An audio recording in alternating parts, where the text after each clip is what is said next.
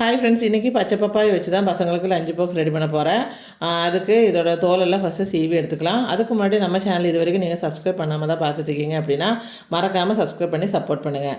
இப்போ இது ரெண்டாக கட் பண்ணி உள்ளே இருக்கிற சீடெல்லாம் எடுத்து நல்லா கழுவி எடுத்துகிட்டு வந்துடலாம்.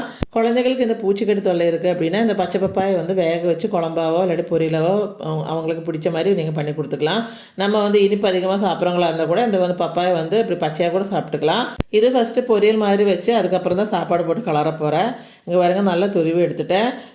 இப்போ சாப்பாடுக்கு சைட் டிஷ்ஷுக்கு இன்றைக்கி ராஜ்மா பீன்ஸையும் வேக வச்சு வச்சுருக்கிறேன். இது சுண்டல் தாளிக்கிற மாதிரி தாளித்து கொடுக்குறதுக்கு மிளகாத்தூள், மஞ்சத்தூள், கரம் மசாலா எல்லாம் போட்டு குருமிளகுத்தூள் கூட போட்டுக்கலாம்.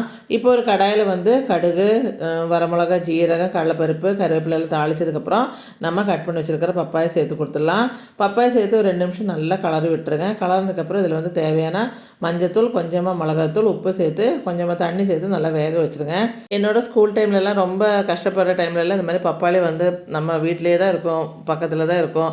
அதுலேருந்து இந்த மாதிரி 1 2 காய் கொண்டு சும்மா உப்பு, மிளகாத்தூள் மட்டும் போட்டு வரமிளகாய் இல்லாட்டி கிள்ளி போட்டு சும்மா பொரியல் பண்ணி சாப்பிட்ருக்குறோம், தேங்காய் எல்லாம் இல்லாமல். அப்போல்லாம் பார்த்தோன்னா அது ஒரு நேரம் ஸ்நாக்ஸாக கூட நாங்கள் சாப்பிட்டுக்கிறோம். அவ்வளோ டேஸ்ட்டாக இருக்கும். இப்போவுமே அந்த பப்பாயை பார்க்கும்போது பழசெல்லாம் தான் ஞாபகம் வருது நமக்கு. இப்போ பாருங்கள், நல்லா தேங்காய் துருவல் போட்டு கலரி எடுத்துக்கலாம். இப்போ இதுலேருந்து கொஞ்சம் நான் பொரியலாக உள்ளதை எடுத்து வச்சுட்டு மிச்சம் உள்ளதில் நம்ம சாதம் போட்டு தேவையான உப்பையும் போட்டு நல்லா கலரிக்கலாம். அவ்வளோதான், இந்த சாப்பாடு சூப்பராக இருக்கும் டேஸ்ட்டு. ராஜ்மா பாரையும் இந்த பாருங்கள் தாளித்து எடுத்தாச்சு. இன்றைக்கி காலையில் சாப்பிட்றதுக்கு கோதுமை ரவை வேக வச்சதா. இது என்னோடய பிரேக்ஃபாஸ்ட் தான். அவ்வளோதான். வீடியோ பிடிச்சி லைக் பண்ணுங்கள், மறக்காமல் சப்ஸ்கிரைப் பண்ணுங்கள்.